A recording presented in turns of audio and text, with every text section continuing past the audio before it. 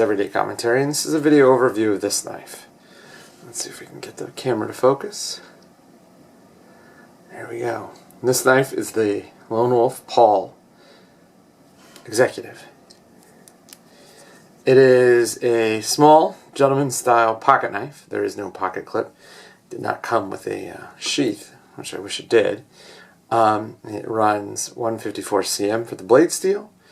It has black G10 handle scales, and it uses the incredibly interesting, very innovative, look at that, pretty good polish there,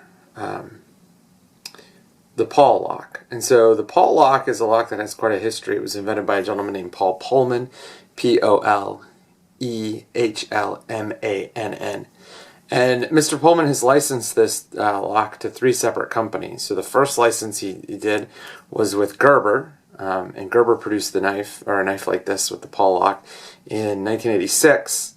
The knife turned out to be extremely difficult to make, and so they were not able to make it at a large enough profit margin to make it worthwhile. So they went back to Mr. Pullman, asked him to redesign the lock, and he did.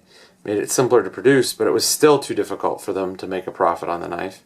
It was either too difficult to machine or too difficult to machine and profitably.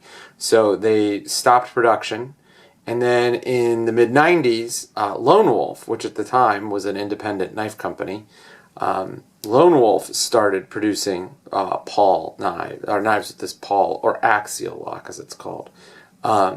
And they produced a line with a wide variety, some with pocket clips, some that were very large, some that were smaller than this one. Lots of them had very fancy handle scales. As you can see, the knife itself, other than the lock portion, is very simple. It's just 2 slabs of stainless steel, and you can put anything you want here. So they had like very fancy wood, animal based handle scales, stag, tortoiseshell, abalone, mother of pearl, blacklet pearl, all different kinds of handle scales. But the whole trick to this knife comes down to this little button here. So it's a flat little disc on this side with a raised edge of jimping, and on this side there is a steel spring-loaded plunger. And what you do is you push down on the plunger, and the knife rotates open and closed. And so the axial lock is doing 4 things. First, it acts to keep the lock, or keep the knife locked in the closed position so you can't open it. Second, it acts as a pivot. And third, it acts as a deployment method. And then fourth, it locks the knife open. And so when the teeth inside the little housing here meet up in a correct way and the spring is released, it pushes the teeth sort of mesh together and it locks it in place. And it stops up against this stop bar. The overall operation of the Paul lock is really simple. I mean, it basically uses gravity to fall open, though it's not technically what we traditionally think of as a gravity knife. You just open it that way, and then there you go. It's ready to go. It sort of falls into your hand open. And you can hear, listen, you hold the knife, you can hear it lock into place. You can hear it lock into place there too. So the housing here is really complicated, and this is what makes this knife so difficult to produce profitably. But the knife itself is a very, very nice, I mean, you can see it has a nice polish to the blade. You can even see the reflection in the mirror, or the mirror edge reflection. It came very, very sharp. This one is in really good condition. I got a pretty good deal on it in terms of price. The knife itself is relatively small.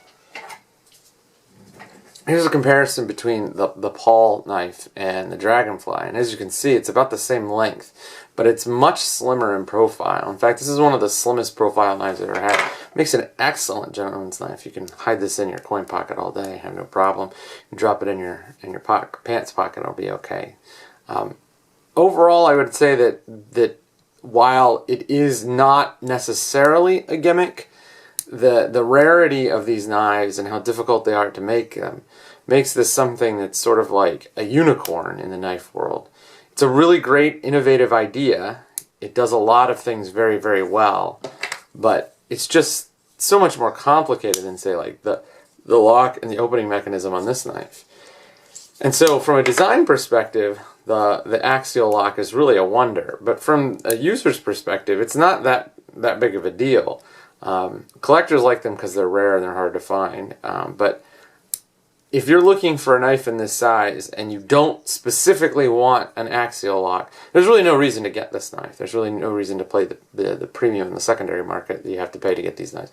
Although I do have to say I didn't pay that much more than what the knife cost originally. There were 3 companies, like I said, that made this knife. The first was Gerber. They made 2 goes at it. The second was Lone Wolf, and they had a long run with the knife. And then the third was Benchmade. When Benchmade bought out Lone Wolf, they actually produced a couple of Benchmade branded axial lock knives. And I'm not sure if they were actually manufactured by Benchmade or if they were simply rebranded by Benchmade once the acquisition of Lone Wolf was complete. Either way, this is a really interesting knife. It's a fun, super fun knife to fidget with. I mean, it does all different kinds of things. It opens in a totally different way than you normally have a knife open. And it is brilliant in its design. I don't think we're going to see somebody pick this up again because it's just too complicated and too expensive to make. Even with the giant margins that we're seeing on the uber high-priced production knives now, I don't think that there's a company out there that really wants to go through the hassle of trying to make this knife again.